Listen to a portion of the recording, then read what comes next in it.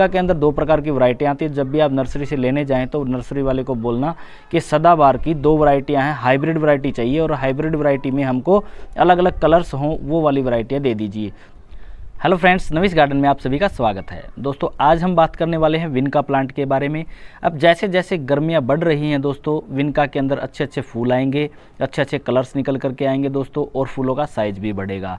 लेकिन उसके लिए हमको उसके अंदर कुछ सीक्रेट चीज़ें डालनी होंगी जिससे हमारा विनका जो है वो ज़्यादा से ज़्यादा ग्रोथ करे दोस्तों। अभी जो सर्दियाँ गई हैं, सर्दियों के अंदर पूरे के पूरे विनका जो आपके लगभग डेड हो गए होंगे, उनके अंदर बिल्कुल भी लीव्स नहीं बची होंगी दोस्तों।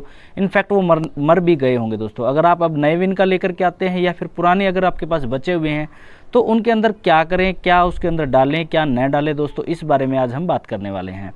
सबसे पहला काम, अगर आपके पास विनका प्लांट जो पीछे के पड़े हुए हैं दोस्तों, पिछली साल के विनका हैं जो सर्दियों में भी आपके पास ही थे और अब उनके ऊपर फूल नहीं आ रहे हैं, तो उनमें ऐसा क्या डालें कि वही पौधे हमको अच्छे अच्छे फूल भर भर के देने लगें।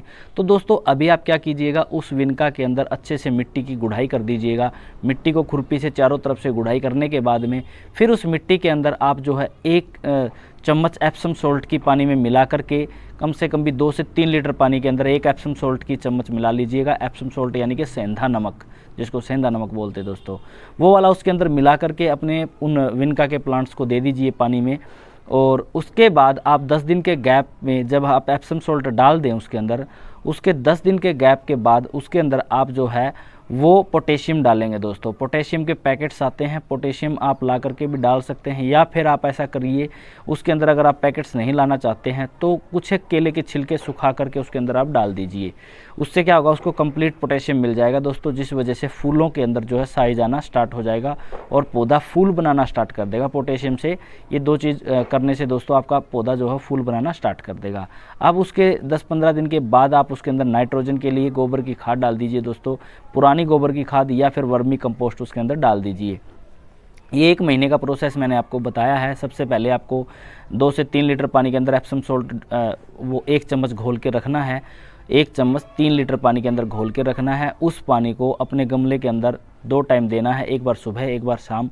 1.5 लीटर पानी लगभग सुबह चला जाएगा, 1.5 लीटर पानी शाम को चला जाएगा। इस तरीके से आपके पौधे को एप्सम सॉल्ट मिल गया। अब उसके 10 दिन के गैप के बाद में आपको उसके अंदर क्या है, पोटेशियम डालना है। पोटेशियम केले के छिलकों की फॉर्म में हो सकता है या फिर आप आर्टिफिशियल ला करके भी डाल सकते हैं, यानी कि पैकेट्स ला करके।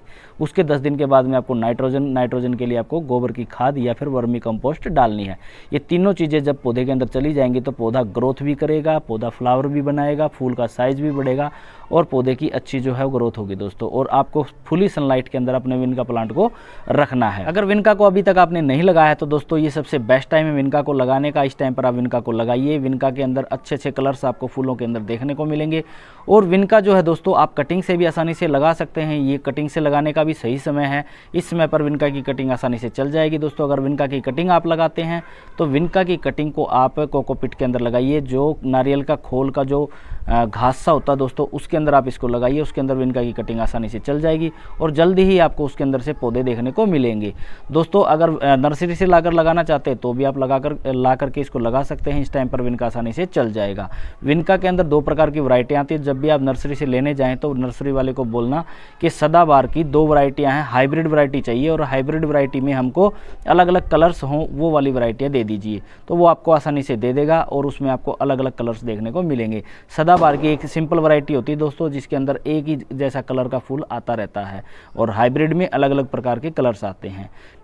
इसके बाद दोस्तों आपको विनका के अंदर एक स्प्रे करना होगा। स्प्रे के अंदर आपको एक पेस्टिसाइड का यूज़ करना होगा। कोई भी नॉर्मल पेस्टिसाइड आप ले सकते हैं। उसके अंदर आप नीम ऑयल का स्प्रे भी कर सकते हैं या फिर कोई और फंजीसाइड पाउडर घोल करके पानी में उसका भी स्प्रे आप कर सकते हैं, ताकि उसके ऊपर कोई फंगस ना लगे और आपका विनका का प्लांट बड़ा ही अच्छे से चलता रहे। दोस्तों अगर आपको ये जानकारी पसंद आई तो प्लीज़ इस वीडियो को लाइक शेयर, चैनल को सब्सक्राइब जरूर कीजिएगा। इसके ऊपर पौधों से जुड़ी हुई जानकारी मैं शेयर करता रहता हूँ। और भी अगर किसी पौधे में आपकी कोई क्वेरी है, कोई चीज़ें समझ में नहीं आ रही है दोस्तों, आपको कोई पौधे में फंगस लग गया है या ग्रोथ नहीं हो रही है, उसके बारे में आपको नॉलेज नहीं है, तो आप मुझे कमेंट करके बताइएगा। मैं आपकी प्रॉब्लम सोल्व करने की पूरी कोशिश करूंगा। तो दोस्तों आज के वीडियो में इतना ही। मिलते हैं नेक्स्ट में, तब तक के लिए धन्यवाद।